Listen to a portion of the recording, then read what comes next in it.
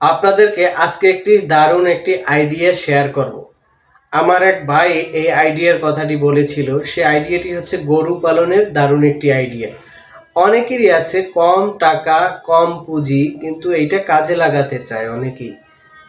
ঘরে যদি আপনি আপনার টাকাটা রেখে দেন, তবে ওই টাকা যেভাবে রাখবেন সেভাবেই থাকবে। আর আপনি যদি কোনো কাজে খাটান, ইনভেস্ট করেন, তখন ওই টাকাটা বৃদ্ধি পেতে থাকে। যেমন একটি গাছ আপনি যদি লাগান, তখন কিন্তু এই গাছটা আস্তে আস্তে বড় হয়, ফল দেয়। তো ইনভেস্ট জিনিসটাও এই রকম। যদি কোনো ঝড় না আসে, গাছ লাগাইলে ঝড় আসতে পারে, ঝড় আসলে গাছ উপড়ে যেতে পারে, পড়ে যেতে পারে, ভেঙে যেতে পারে। ইনভেস্ট জিনিসটা এরকম, আপনার যদি হয়, ফল হয়, সেটা ভালো। আর যদি ঝড় হয়েই যায়, হতেই পারে, সেটা আল্লাহ তালাই ভালো জানেন। তবে তার মানে কি আপনি গাছ লাগাবেন না? অবশ্যই লাগাবেন। তো সে আমাকে যে বুদ্ধিটা দিয়েছে, সে আমাকে যে কথাটা বলছে, আমিও চিন্তা করলাম অনেকদিন যাবৎ যে আমি আপনাদের সাথে শেয়ার করব। সেটা হচ্ছে, আপনার অল্প টাকা থাকলে, যদি 30,000 টাকাই আছে, তাইলে আপনি কি করতে পারেন, একটি গরু কিনবেন, একটি বাছুর গরু। সেটা হতে পারে আপনার বকনা বাছুর, কারণ আপনার যে দামড়া গরু, ওগুলোর দাম একটু বেশি হয়।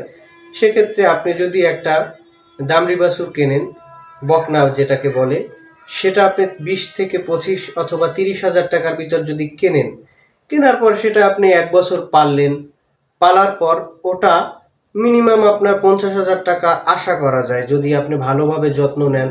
তার থেকে বেশিও হতে পারে। তখন আপনি করবেন কি, 1 বছর পর যখন আপনি ওই গরুটা বিক্রি করবেন, তখন ওই টাকাটা আপনি খরচ করবেন না। কি করবেন, ওই টাকাটা দিয়ে আবার কিছু টাকা যদি পুরাতেও হয়, বেশি লাগবে না। যদি আপনি 25,000 টাকা করে কেনেন, 50,000 টাকা করে যদি বিক্রি করেন, তাইলে 50,000 টাকা করে যদি বিক্রি করেন একটা গরু, তাইলে আপনার 50,000 টাকা বিক্রি করলে, আপনি যদি 25,000 টাকা করে দুইটা গরু কেনেন, তাইলে আপনার 1 বছর পর দুইটা গরু হয়ে গেল। ওই দুইটা গরু আপনি যখন 1 বছর পর আবার সেম প্রসেসে বিক্রি করবেন, তখন ওই দুইটা গরুই আপনার 1 লাখ টাকা হবে, আল্লাহ তালা যদি চায়। তো আপনি ওই পুঁজিটা খেয়ে ফেলবেন না, আপনি অন্য কোনো কাজ করুন, পাশাপাশি আপনি এই ব্যবসাটায় ইনভেস্ট করে দেখতে পারেন। আল্লাহ যদি চায়, এখান থেকেও ভালো কিছু হতে পারে ইনশাআল্লাহ।